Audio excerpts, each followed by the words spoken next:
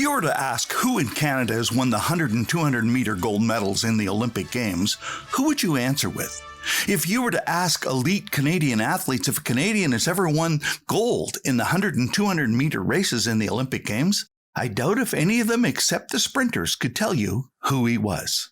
Yet, Percy Williams, born May 19, 1908 in Vancouver, BC, weighed 126 pounds, 57 kilograms, was 5'7" tall, 1.7 meters tall, and was double gold medalist in the 1928 Olympic Games in Amsterdam, and is a former world record holder, just after he turned 20 years of age. I'm Jungle Jim Hunter, and you're listening to 831 Living Your Best Life, where we inspire participation, communicate precision, and empower performers to podium. And we hope you'll tell your friends and relatives to go to their favorite podcast provider or junglejimhunter.com or YouTube, and you can subscribe, download, like, rate, and review, and become an 831er, someone who's living their best life. And that's our goal, is to help you do that, and hopefully you will help others live their best life. Well, Percy started training in sprinting at 16 when Emile Yeo, King Edward's High School English history and track coach, lent him a pair of spikes and inspired Percy to sprint. Percy formed the Heximus Club with 5 of his friends to have teammates to practice with. He trained doing handicap training with his clubmates. They started ahead of him, and he would catch and pass them. From the high school, he trained under Bob Granger at Vancouver's Athletic Park, and by 1927 was on his way to the National Championships in Toronto by train. Later, he had to travel to the Olympic trials in Hamilton with his volunteer coach, Bob Granger, via train again. Bob and Percy worked on the train as waiters and dishwashers to pay their way to the trials, and Vancouver track fans raised the money to pay for their transatlantic passage to the 1928 Olympic Games in Amsterdam. You must keep in mind that Percy Williams had rheumatic fever at 15, and then decided, after being told that he shouldn't be involved in strenuous activities, to become a sprinter. Coach Granger persuaded the conductors to let Percy practice starting and sprinting in the longer mail cars so he could maintain his fitness on their Trans-Canada train trips. Percy was 19 at the Nationals and trials and an underdog at the Olympic Games. When Percy was asked how much role his coach Bob Granger played in his winning the 2 gold medals, Percy replied without hesitation, 100% of them. Granger knew how to put the right effort at the right time, and Percy followed each of his directions. He came home to a conquering hero's welcome on a Trans-Canada tour of keys to the cities and parades, and no one in Canada, I don't think, has ever been treated as great as he was when he came home as the conquering hero. Then in 1930, he set a new world record of 10.3 seconds in the 100 meters. Unfortunately, he pulled a muscle at the British Empire Games in Hamilton and never reached the same form again.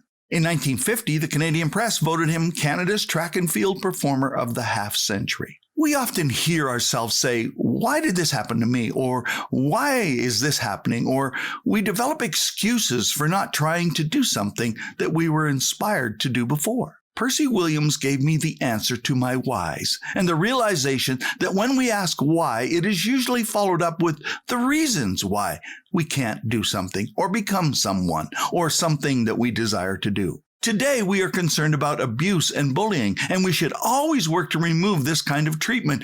But in training kids, what bothers me the most is the fact that when it gets tough, when it gets hard, we quickly carry on a conversation with ourselves saying, "Why? Why me? Why can't I?" Then we spout off the reasons that become excuses for not continuing or giving up too soon.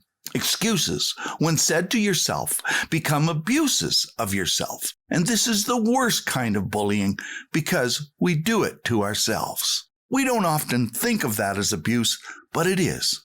When you abuse yourselves, you're actually sabotaging yourself and no one else is doing it to you. That's disappointing. Change it. Why become a ski racer from Saskatchewan starting late in life? I didn't start till I was 12. Why not do what Percy did? Get on a club that has a goal to place kids on the national team each year. I did that. I joined the Ski Meisters. That was their goal. Percy gave me that reason. Why do you think you could do this when you had a serious brain concussion and told you should not do sport? Percy did. He was told when he had rheumatic fever that Well, he could damage his heart worse and his joints, and he shouldn't do it. Why could volunteer coaches help a kid who started too late? Percy gave me the answer. Be innovative in your training. Lead by following, just like he did. Let others lead the way, and you follow and chase them and track them down. Percy asked his friends to push him as far as he could and trained running from behind and passing them at the finish. Why would anyone help you when you have no money? I had to raise the money to do what I had to do. Percy worked on the train and paid his way, and they became part of his 831 people that helped him become the fastest man in the world and got him and his coach to Amsterdam. Today, I want you to do yourself a favor. Every time you say why you can't do something, turn it around and say, why not? Then be the person that steps forward, steps up, steps into each situation, and shows by example like Percy Williams did, and do it anyway. The letter Y in the alphabet always means that I had come to a fork in the road and had to choose one way or the other. I know there is a popular saying that says, I chose the road less traveled. Oh, it sounds so wonderful. But if you're going to be the best of the best of the best, I am going to tell you, you will have to choose a different road. Not the one less traveled, not the one that has been traveled by others, because you are going to have to lead. And when you lead, you're going to have to set the pace and set the track yourself. There's a good reason why, to just do it, because you will see things, you will learn things that you have never done before. Lead. I found what I did, no one was on that road, and I made it all the way to the Olympic Games, and it made all the difference. Thank you, Percy Williams. I never met you except through articles and books and magazines, but you inspired me to participate and communicate precisely, empowering me to perform. And as part of the 831 people that helped me, I believe your story will inspire 831ers that listen to this podcast. Percy was only 19, but he could not be denied because he was the best. Are you living your best life? Are you? Thank you for listening.